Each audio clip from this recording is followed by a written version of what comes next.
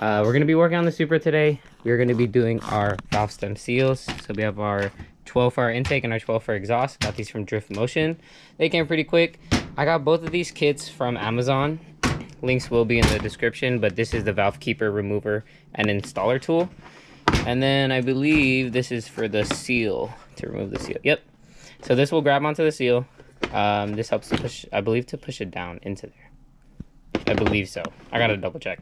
But again, there's different sizes. There's 5 all the way up to 8 mil, and then there's 3/8 inch. Yeah. And then a couple different diameter ones, 10 and 12. 10 and 12. I don't really know yet. I gotta look that up. But anyways, I don't know if you guys ever seen. I don't know if I've ever added in anyone's in any video, or if it's been on Instagram, but every time I start this car in the mornings, or even whenever, if it's been sitting for a couple hours, there's just piles and piles of smoke coming out. Pretty much what's happening is that the oil from the valve stem seals are leaking into the cylinders. So as the car sits, oil's leaking there, then I start it up, then the oil keeps burning off. But I know it's the valve stem seals because once all that oil burns off, it doesn't smoke at all. So I know none of my ring lands or none of my piston rings are bad.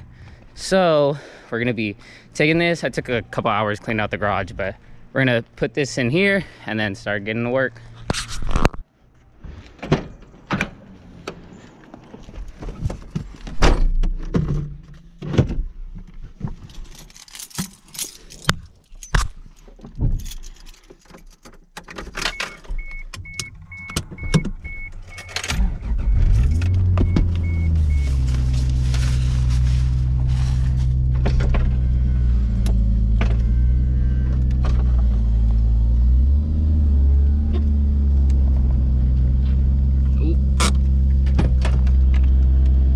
Forgot to take the newspaper out the way. I would literally scrape on this all the way up.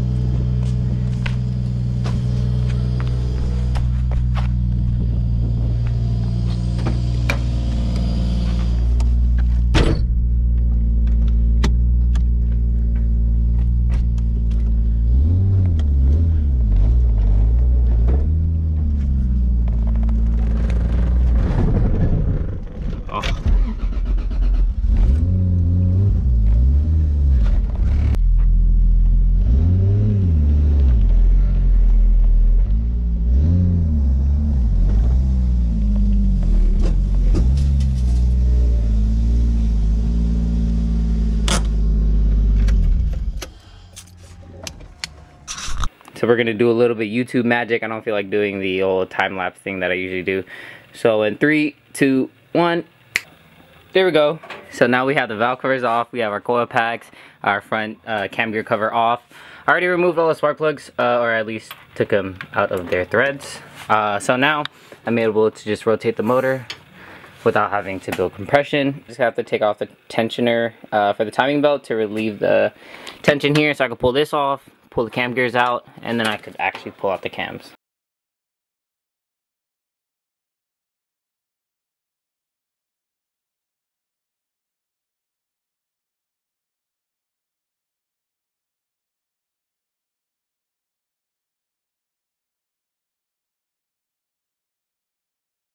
So I didn't want to bore you guys with taking out all the cams and recording all that because you guys seen it so many times before. If you guys haven't, I'll just put a link in the description for one of my other videos of me disassembling or reassembling this full motor. Anyways, now since I have the cams out, I have space in my valve shim, so now I gotta take each of these out. There's just 24, 12 on each side, but I'll just take one out so then you guys can see real quick. But you guys can just move it around a little bit, and then bam. So this is the valve shim, and then we have the retainer. Alright, so that's a lot better. So this is the valve shim. That's the one I already took out there. This is the retainer, the spring's right below it, and then the valve keeper right here, right next to the valve stem. So what we have to do is use the tool. This presses the spring down. It will hold the keepers into the little tip of the tool, and then we remove it, so the spring comes out, retainer comes out, we have the keepers in the tool, take that out, and then we'll have just the valve there where we can use this tool in here, the one with the little grip, to grab onto and then pull it out.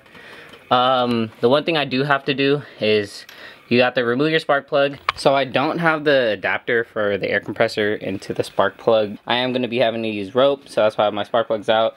Going to be putting rope into there, turning it, putting it all the way up, compressing it, laying it down, put more rope in, and then compress it up again just to keep all the valves all the way up. When you do actually remove the springs and the keepers, you want to still make sure that cylinder's at its highest point.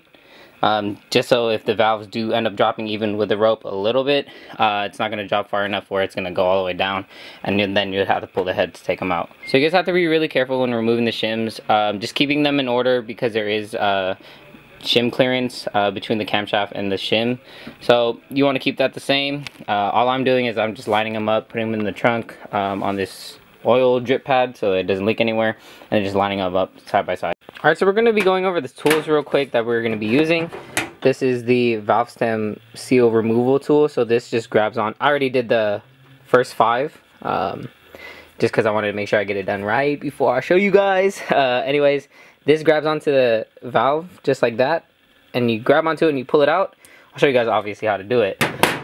This is the installer tool with a 10 diameter, I believe. That's what that one is. This is the remover. So what you do is that you center this over the valve, and then when you smack this on the back with a hammer, it compresses the spring, and then the keepers get held into here, and then the top half for the spring gets also held on here. This is the installer tool. What this does is that it slips into the valve keepers on that the spring top hat, and then it allows you to line it up, and you obviously touch this with it.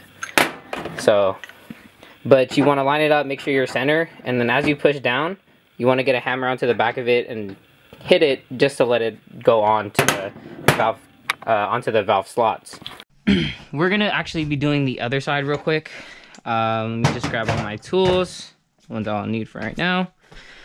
I'll start with, let me put that down.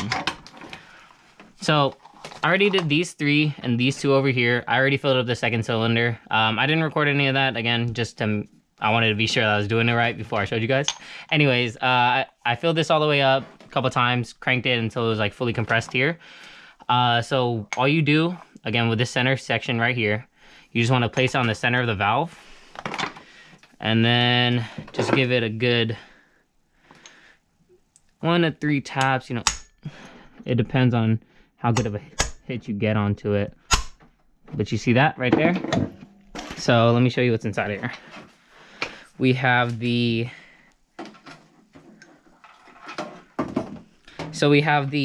again, the spring top hat, and we have our 2 retainers in there.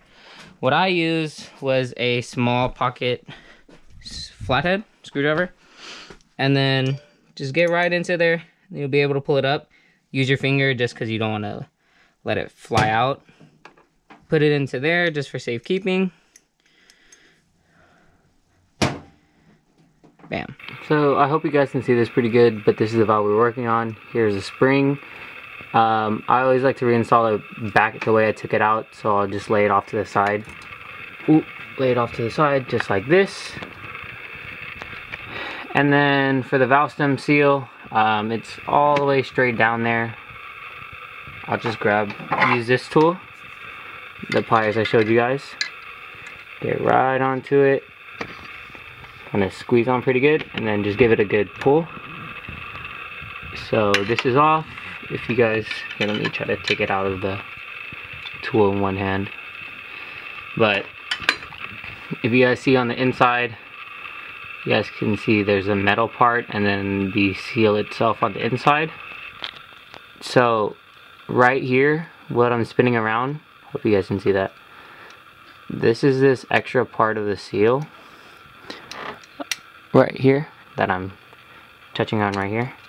So right there, I just broke it, broke that circle around here, and then I kind of work it around until it's, you see how it just came off right there, and just grab it and then pull that section out. I'm gonna put the valve stem seal on now. I have mine both on exhaust and intake side. So what I do is that after I take one out, I like to seal it up afterwards just to make sure none fall anywhere and I don't mix them up between the intake and the exhaust, because they are different. Again, they are different. So put them on, it's really easy. Just slip it right there on the center, just like that. I like to push it down a little bit extra with my fingers, and then you can just get the installer tool, kind of press it down by hand, not too hard. I also like to get a hammer, and then I'll tap it in a circular motion just to make sure it's seated and that it's centered, but not too hard because you will damage the seal. So that should be good. Let me go look here. As you can see, it is fully on there, fully seated. Now it's time to put the spring back on right here.